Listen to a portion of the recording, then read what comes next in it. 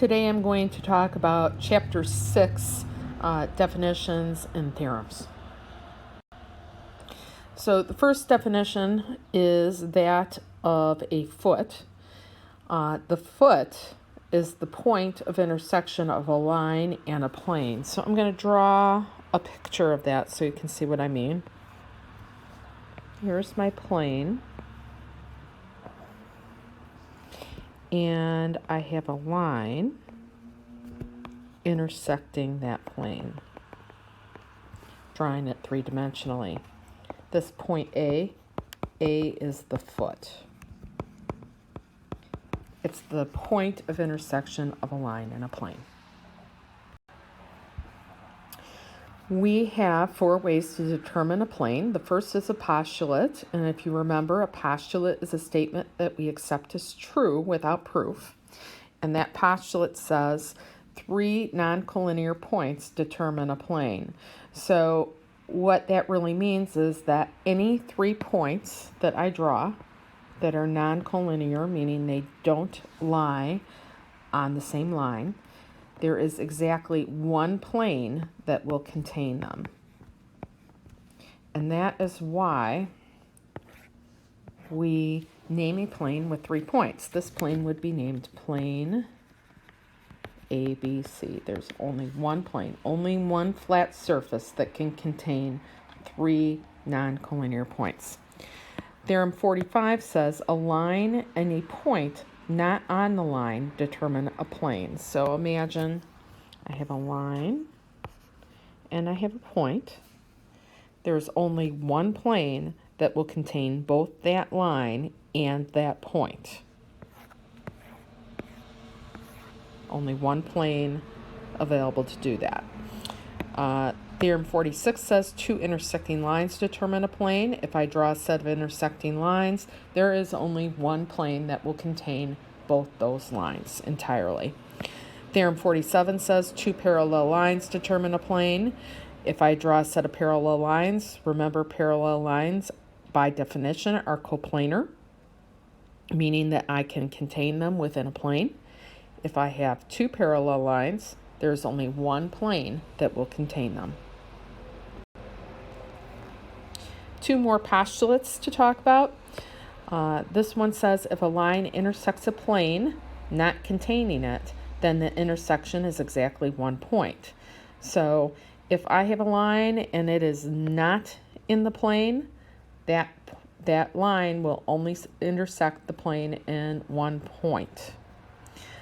The next postulate says if 2 planes intersect, their intersection is exactly 1 line. Let me draw you a picture of that. So I have one plane there, and I have another plane here.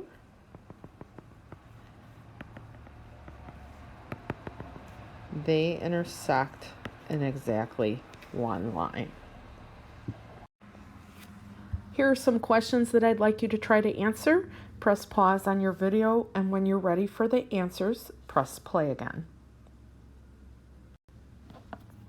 So, the intersection of R and S are both planes, is the line AB. You can see R is here, S is there. They intersect in this line AB. Remember, planes go on forever, so therefore the intersection is a line and not a segment. The next one, the answer is line AB. So if I intersect the line AB with the plane S, I get back the line. The line is in plane S. Name 3 collinear points, A, D, and B. A, D, and B all lie on the same line. Also collinear points would be C, E, and T. All of those points lie on the same plane.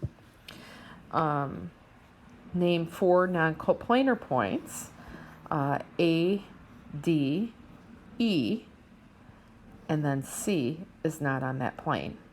I could have also named A, D, E, and T, but remember, anytime I name 3 points, they are by definition coplanar.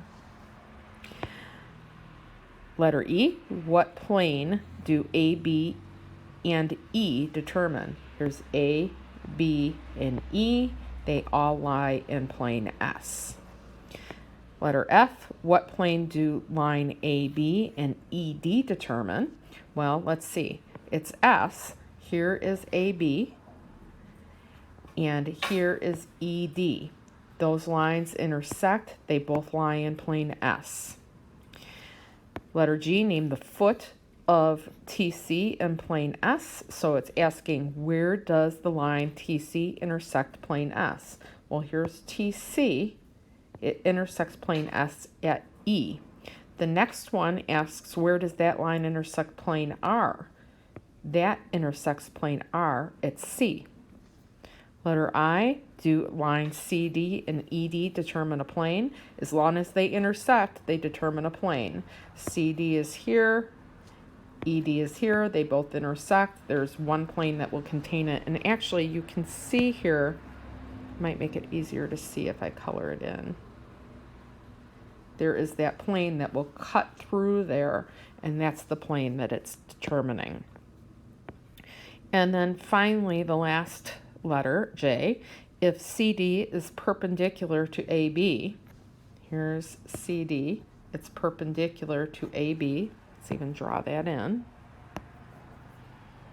CD perpendicular to AB. Name the right angles formed. Well, CDA, CDA, and CDB, CDB. I can't say CDE is a right angle. I can't tell. I just know that CD is perpendicular to AB. The next definition is this. A line is perpendicular to a plane if it is perpendicular to every one of the lines in the plane that passes through its foot. So the only way I can call a line perpendicular is if for any line that I draw intersecting its foot, it's perpendicular to that line. Okay, so let's take a look here. Observe now we have two kinds of perpendicularity between two lines, AB and BD. Here's AB, BD. Those are perpendicular. And then also I have between a line and a plane. AB is perpendicular to the plane. So when I know that, I know also that this line is perpendicular to EB, and I also know that it's perpendicular to BC. It's going to be perpendicular to every line that passes through its foot. Here's the next theorem, Theorem 48. If a line is perpendicular to two distinct lines that lie in a plane and that pass through its foot, then it is perpendicular to the plane.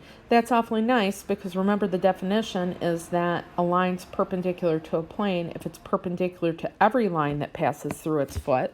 So this will allow us to conclude that a line's perpendicular to a plane as long as I can find two lines in that plane to which it's perpendicular.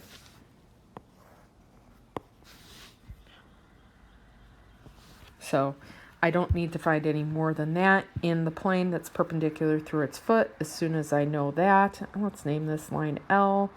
I can say that L is perpendicular to M. Here's the next definition. A line and a plane are parallel if they do not intersect. So in this picture, AB is parallel to plane M. The next definition says two planes are parallel if they do not intersect. So plane M is parallel to plane N. If a plane intersects two parallel planes, the lines of intersection are parallel. Let's see, let's draw this. So I have a plane here, and I have a plane here. M is parallel to P. And let's see, it says if a plane intersects two parallel planes, the lines of intersection are parallel. So now I'm going to have another plane. intersecting these two.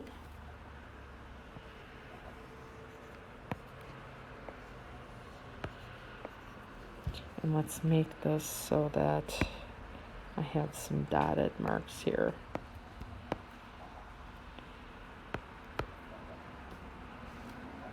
Make it look a little bit three-dimensional.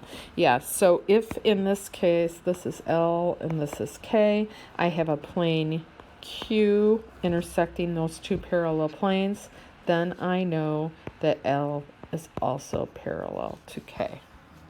It's easy to see once you draw the picture.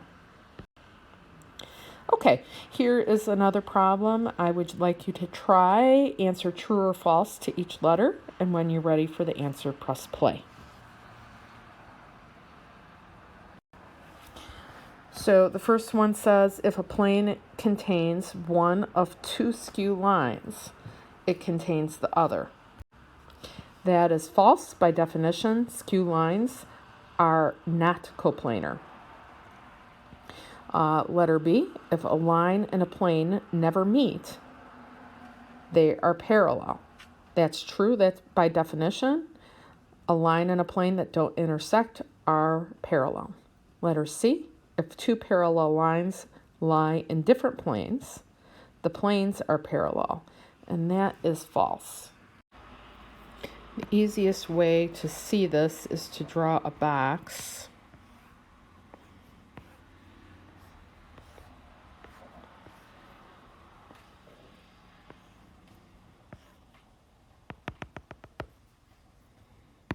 You got to view this three-dimensionally. Okay, so if you look at line AB, that is parallel to line CD. And you can see that there is a plane that will cut through that box sideways. So remember, parallel lines are definitely coplanar. They lie in the diagonal plane that I've drawn through that box. They are coplanar in that way. However, they also, AB is also in a different plane. AB is in plane M here,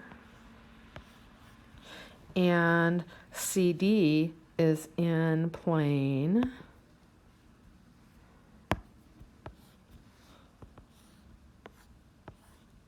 P. And those planes are definitely not parallel. So that's why letter C is false. If two parallel lines lie in different planes, the planes are parallel. So that is definitely false. Plane M and P are not parallel, they intersect. Letter D, if a line is perpendicular to two planes, the planes are parallel, and that is true. Let's draw a picture of that so you can see what I mean. If a line is perpendicular to two planes, the planes are parallel. So here is my first plane, and here is my line, and it's perpendicular to that plane. The only way I can draw another plane that is perpendicular to that line is if my two planes are parallel. That's true. Letter E, if a plane and a line not in the plane are each perpendicular to the same line, then they are parallel to each other. And that is true. Let's take a look at a picture here. So I have a plane and a line not in the plane, perpendicular to the same line. So here is my line that's perpendicular to the plane. I'm going to draw another line that is also perpendicular to that line. And the only way that you can draw that is if that line here will never intersect this plane. So this line and this plane are parallel to each other. That's true.